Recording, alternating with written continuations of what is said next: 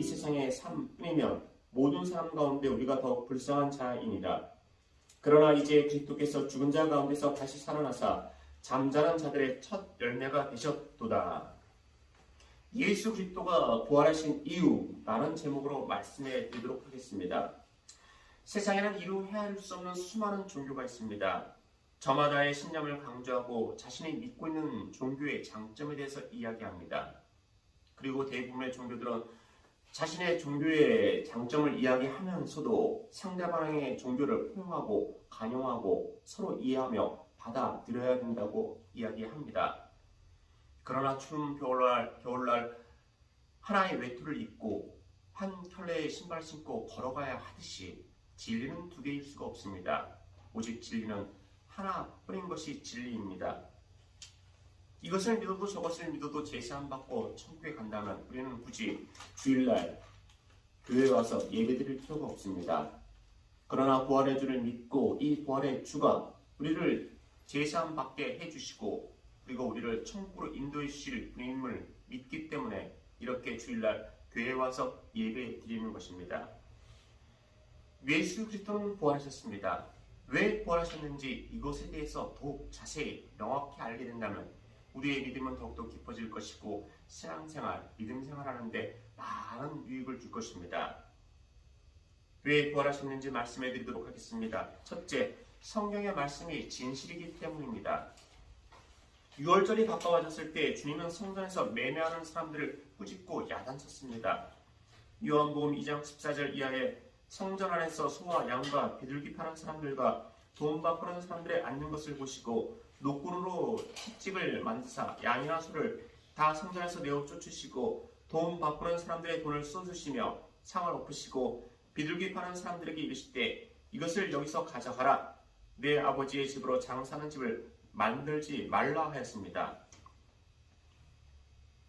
예수님의 이러한 행동을 보고 유대인들은 이야기했습니다. 당신이 무슨 권한이 있길래 우리에게 이렇게 이야기하느냐라고 했습니다. 이에 대해 주님은 이 성전을 헐어라. 내가 사흘 만에 다시 일으켜 세우겠다라고 하였습니다. 예수님의 이 이야기를 들은 유대인들은 당신이 어떻게 그렇게 이야기할 수 있냐?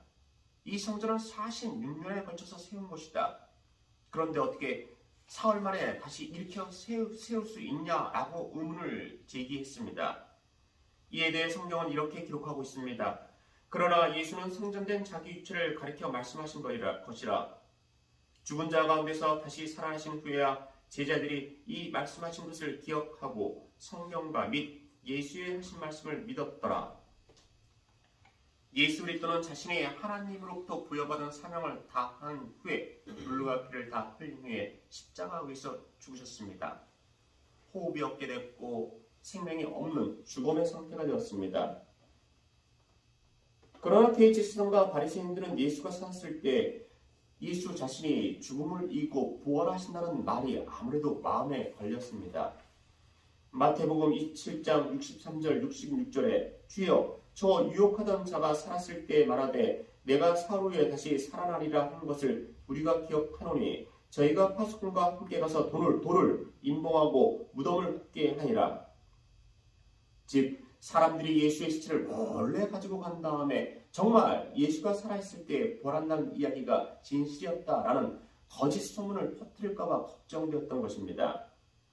그러나 죽은 지 사흘 되던 날에 정말로 부활하셨습니다.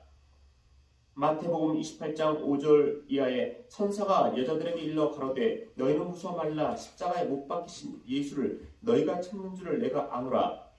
그가 여기 계시지 않고 그의 말씀하시던 대로 살아나셨느니라. 와서 그의 누우셨던 것을 보라 하였습니다. 성경의 말씀은 있는 그대로의 사실과 진실을 기록하고 있는 것입니다. 그리고 그 말씀 그대로 부활하심으로 성경의 말씀이 이루어진 것입니다. 성경의 말씀이 진실임을 보여주기 위해 예수 그리스도는 부활하신 것입니다. 두 번째, 태초의 형상으로 돌아갈 수 있음을 알려주기 위해서입니다. 인류의 조상은 하나님의 말씀에 불순종함으로 죄가 세상에 들어와서 죽음이라는 단어를 소유하게 되었습니다. 이 죽음에 대해서 성경은 창세기 3장 19장에 이렇게 기록하고 있습니다. 너는 흙이니 흙으로 돌아갈 것이니라. 죽음이 온 곳입니다. 그러나 이제 예수 그리스도를 구세주로 믿는 사람들에게는 하나님이 주신 인생의 연수를 다 보낸 후에 죽음과 슬픔과 이별이 없는 곳에서 영원한 생명을 누리게 된다는 것입니다. 나무의 종류를 모르지만 그 열매를 보므로 그 나무가 어떤 나무인지 알 수 있습니다. 나무에 사과가 열리면 그 나무는 틀림없이 사과나무일 것입니다. 나무에 배가 열리면 그 나무는 틀림없이 배나무일 것입니다. 죽음을 이기신 부활의 첫 열매가 그리스도가 되셨습니다. 두 번째, 세 번째, 네 번째 열매는 예수 그리스도를 믿는 사람들 그리고 여러분이 될 것입니다. 하나님이 창조하신 세계는 애통하는 것이나 복하는 것이 없는 세상이었습니다. 그러나 죄가 들어옴으로 그것을 잊어버렸지만 예수 그리스도를 믿음으로 눈에서 눈물이 없고 사망이 없고 애통하는 것이 없는 세상에 가게 된 것입니다. 계시록 21장 4절에 모든 눈물을 그 눈에서 씻기심에 다시 사망이 없고 애통하는 것이나 복하는 것이나 아픈 것이 다시 있지 아니하리니 처음 것들이 다 지나갔음이러라. 예수 그리스도가 죽음을 이기시고 부활하신 것은 태초의 형상, 태초의 존재의 모습으로 다시 돌아갈 수 있음을 보여주시기 위해 부활하신 것입니다. 셋째, 예수 그리스도만이 하나님의 아들임을 보여주기 위해서입니다. 창조 이래로 지금까지 세상의 종말이 오는 그날까지 죽음을 이기시고 부활하신 분은 예수 그리스도밖에 없습니다. 로마서 1장 3절 이하의 이 아들로 말하면 육신으로는 다윗의 혈통에서 나셨고 성결의 영으로는 죽음 가운데서 부활하여 능력으로 하나님의 아들로 인정되셨으니 곧 우리 주 예수 그리스도시니라. 만약 오늘 이후에 죽음을 이기고 부활하는 사람이 있다면, 먼 미래에 죽음을 이기고 부활하는 사람이 있다면 그 사람은 하나님의 아들이 또 될 것입니다. 그러나 성경은 예수 그리스도를 가리켜서 독생자라고 하였습니다. 즉 하나뿐이 없는 하나님의 아들이라는 것입니다. 요한복음 1장 14절에 말씀이 육신이 되어 우리 가운데 거하심에 그 영광을 보니 아버지의 독생자의 영광이요 은혜와 진리가 충만하더라 하였습니다. 죽음을 이기시고 부활하심으로 하나님의 아들로 인정되신 분은 독생자 예수 그리스도 한 분밖에 없습니다. 예수 그리스도가 세상에 오시면 하나님의 아들로서 오신 것이고 예수 그리스도의 부활은 하나님의 아들로서의 부활이었습니다. 하나님의 아들인 분만이 죽음을 이기시고 부활의 첫 열매가 될 수 있습니다. 그분이 바로 예수 그리스도입니다. 즉 예수 그리스도가 부활하신 것은 하나님의 아들임을 보여주기 위해서입니다.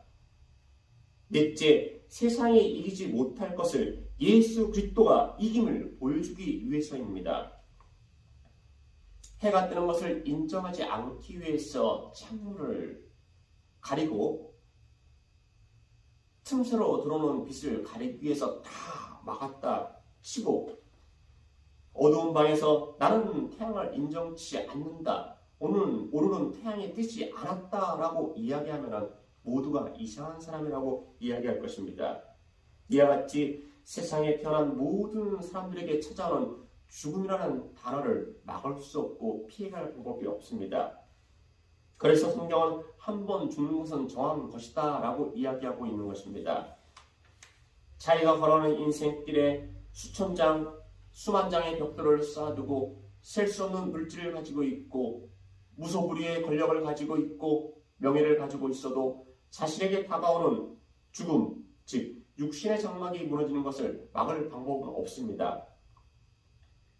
하나님의 아들이신 예수 그리스도는 세상의 모든 죄를 담당하시기 위해서 십자가에서 죽음을 당하셨습니다. 그러나 이분의 죽음은 다른 사람, 보통 사람의 죽음과 다른 죽음이었습니다. 즉 죽음을 이기시고 부활하신 것입니다. 쇳덩이가 물 위로 떠오를 것이라고 생각하는 사람, 그리고 나무 토막이 저 깊은 바닷속으로 가라앉을 것이라고 생각하는 사람은 없을 것입니다. 그런데 이것보다도 더 큰 일이 일어났습니다. 즉 죽음을 이기시고 예수 그리스도께서 부활하신 것입니다. 죽음이라는 단어가 개인에게 찾아오는 것을 세상에 결코 감당치 못하고 피해가거나 없앨 수 없지만 예수 그리스도는 죽음을 이기시고 부활하신 것입니다. 세상이 이기지 못할 것을 예수 그리스도가 이길 수 이김을 보여주기 위해서 부활하신 것입니다. 다섯째, 우리가 믿는 믿음만이 옳은 믿음임을 알려주기 위해서입니다. 기독교를 부활의 종교라고 합니다. 그리고 저는 이 이야기를 믿고 이 길을 걸어간 후에 이 길에서 벗어나지 않는다면 장차 천국에 이를 것임을 조금도 의심치 않습니다. 세상에 많은 다른 종교와 이단들은 자신들이 가는 길도 옳은 길이다, 천국에 가는 길이다 라고 이야기합니다. 그러나 그들이 육신의 장막이 무너지기 전까지 그 길에서 벗어나거나 회개하지 않는다면, 부활의 주를 믿지 않는다면 영벌의 장소 지옥에 틀림없이 가게 될 것입니다. 고린도전서 15장 12절 이하에 그리스도께서 죽은 자 가운데서 다시 살아나셨다 전파되었거늘 너희 중에서 어떤 이들은 어찌하여 죽은 자 가운데서 부활이 없다 하느냐. 만일 죽은 자의 부활이 없으면 그리스도도 다시 살지 못하셨으리라. 그리스도께서 만일 다시 살지 못하셨으면 우리의 전파하는 것도 헛것이요 또 너희 믿음도 헛것이다 라고 하였습니다. 권투 경기를 하는 선수가 주먹을 허공에 휘두르고 축구 경기하는 선수가 헛발질을 하게 된다면 그 경기에서 이길 수 없을 것입니다. 부활의 종교, 부활의 예수 그리스도를 믿지 않는 사람들은 다가오는 죽음에 대해서 주먹을 허공에 휘두르고 헛발질을 하는 사람들입니다. 그런 사람들은 결코 다가오는 죽음에서 승리의 대가를 부르지 못하며 사단에게 철저히 유린되어서 영벌의 장소에서 슬피 울며 이를 갈게 될 것입니다. 사도 바울은 예수 그리스도 즉 부활의 주를 믿지 않는 사람이었습니다. 부활의 주 예수 그리스도를 믿는 사람들을 잡아 가두고 옥에 가두고 심지어 죽이기까지 하는 일에 동참했던 사람입니다. 그러나 부활의 주를 만난 후에 사도 바울은 자기가 믿는 것이 잘못되었고 부활의 주를 믿는 것이 참된 바른 종교이고 바른 길이고 진리임을 알게 되었습니다. 그래서 자기의 생명을 내어주기까지 하면서 부활의 주 복음을 전하면서 남은 여생을 살았던 것입니다. 예수 그리스도께서 죽음을 이기시고 부활하신 것은 우리가 믿는 믿음이 옳은 믿음임을 알려주기 위해서 부활하신 것입니다. 부활의 주를 믿는 사람들은 인생의 연수를 다 보낸 후에 천국에 가게 될 것이고 천국에서 영영의 주를 찬양하면서 하나님을 찬양하면서 영생을 누리게 될 것입니다. 오늘 저는 예수 그리스도가 부활하신 이유라는 제목으로 말씀해 드렸습니다. 첫째, 성경의 말씀이 진실이기 때문입니다. 두 번째, 태초의 형상으로 돌아갈 수 있음을 알려주기 위해서입니다. 셋째, 예수 그리스도만이 하나님의 아들임을 보여주기 위해서입니다. 넷째, 세상이 이기지 못할 것을 예수 그리스도가 이김을 보여주기 위해서입니다. 다섯째, 우리가 믿는 믿음만이 옳은 믿음임을 알려주기 위해서입니다. 우리가 믿는 예수 그리스도는 죽음을 이기시고 부활하신 분입니다. 죽음을 이기신 이 분만이 저와 여러분에게 제사함과 영생을 약속하여 주십니다. 오늘 이 자리에 있는 모든 분들은 부활의 주를 믿으심으로 장차 천국에서 기쁨으로 다 회복하시기를 주님의 이름으로 소망합니다. 기도드리겠습니다.